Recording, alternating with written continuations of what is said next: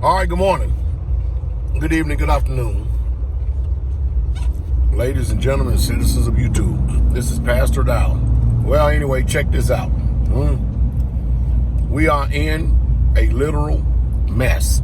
We're in a serious quagmire.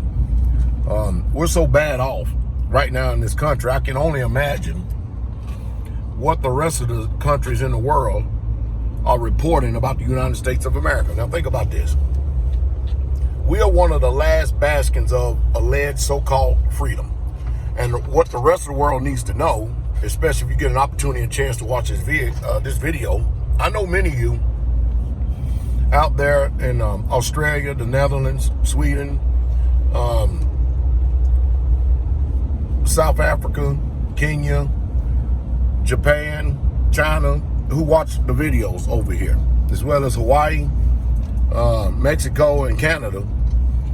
I'm going to give you the report of what's really, truly going on. Because your news media, they're going to slant everything to make it look like, that we have done gone batshit crazy over here in America.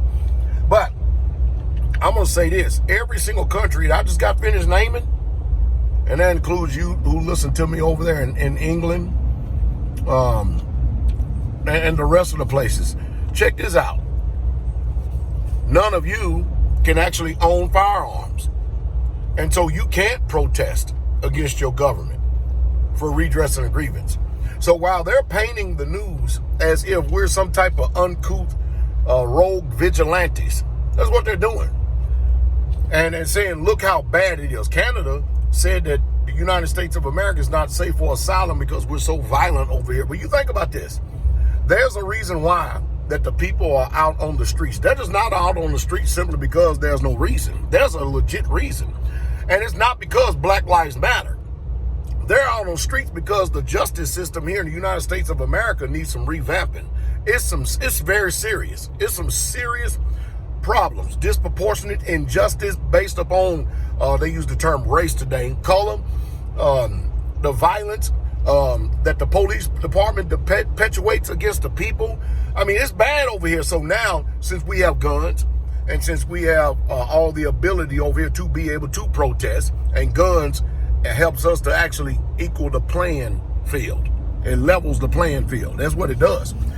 If you try that mess over there in your country, they're going to shoot you. They're going to abuse you. And if you want to see what I'm talking about, if it's true, we have a few states in this so-called union over here in America that I call communist states that they cannot possess firearms. One of them is New York. And many of you don't know about, and some of you may do, Occupy Wall Street when that was going on. And then you had some people out, they had Occupy Arizona. They had all different types of occupying. And of course it did happen, like I said, when it gets cold, they won't be occupying nothing but them houses then, and exactly what happened too. But check this out. Up in New York, the people were protesting, Occupy Wall Street, right? Man, them cops was running people over with horses. They was macing them, spraying them with fire hose, beating them with batons. You know why? They didn't have no firearms. Now let's go all the way across the country to Arizona. Them people out there had AR-15s slinged around their necks, firearms on their side, police on one side of the street, protesters protesting, and you had a whole group of what they were calling militia out there protecting the protesters to make sure that they could actually do their right. And of course, you had the news report out there trying to incite and enrage and invoke something by saying, well, what if the police come over here? He just said, well, we're here to protect the protesters.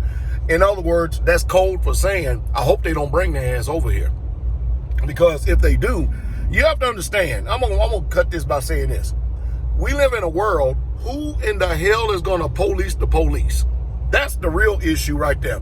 Because it's obvious that they don't hold each other accountable. I don't care how wrong one of them is. When George Floyd got his neck broke and suffocated on that street up there in Minneapolis, Minnesota, that was the last spark to ignite the fire, not only here in the United States of America in every major city, but also in the world. Somebody knows something is wrong. And I'm telling you, it's the powers that be. It's that damn New World Order stuff that people keep talking about. And now the people can sense it, especially with all these viruses, diseases, and stuff, and carry on, and they're inflating the numbers and cooking the books. And now, hey, I'm going to jump out over here for a second. I'm going to try to cram as much in this video as I can, so excuse me for my digressions, okay?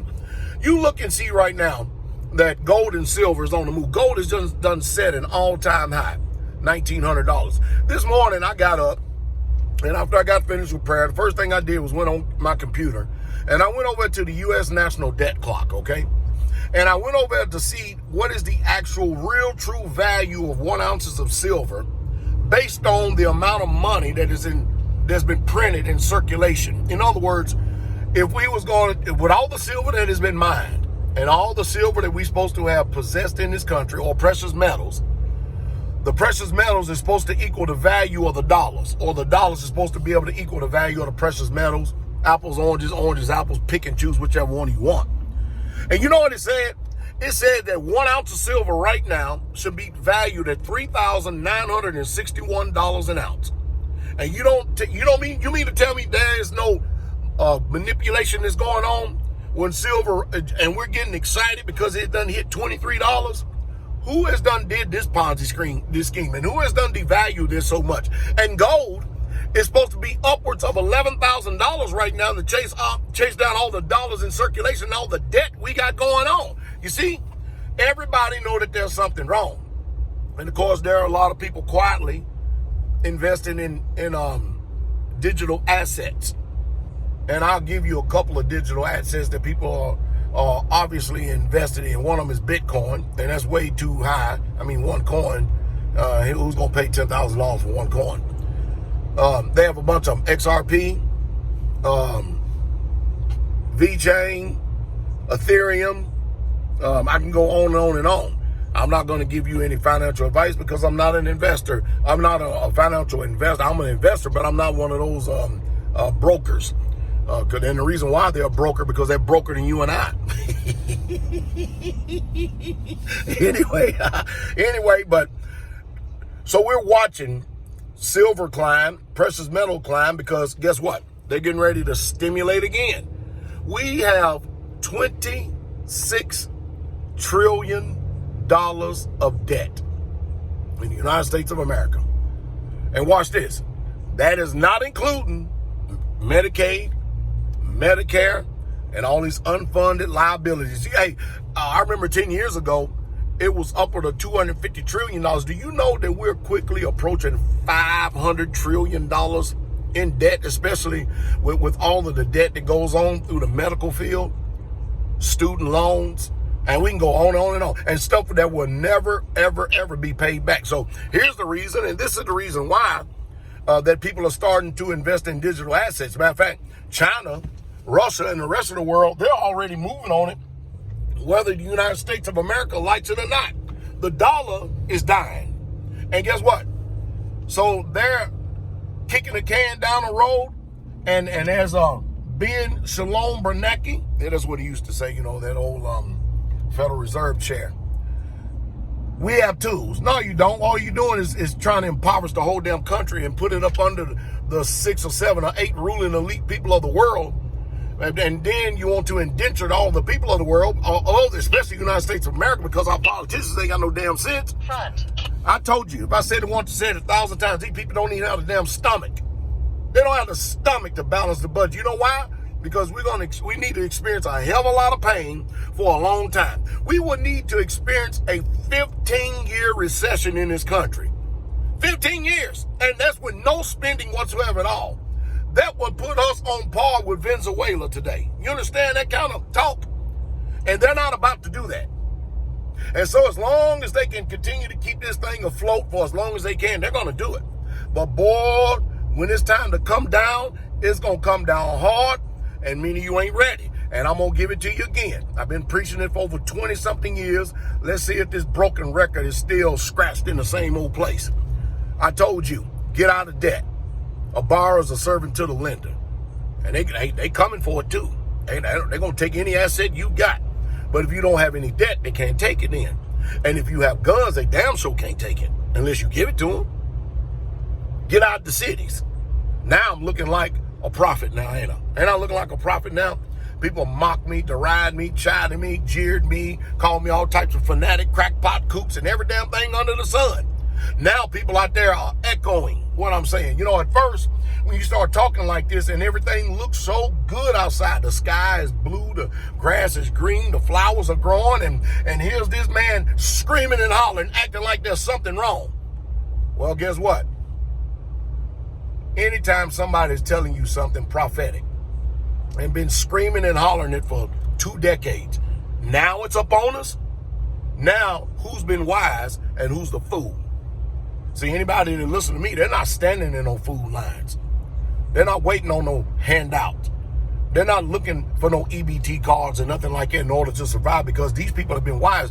You know, there's an old idiom that says that if you listen to a wise man, you be wiser still. But you listen to a fool, you'll be a fool still. And you won't believe the weeping hound that's going all across the United States of America simply because people don't want to prepare. Huh? Told you to get food, store food. Get long-term food, store it. Grow your own food, canned food.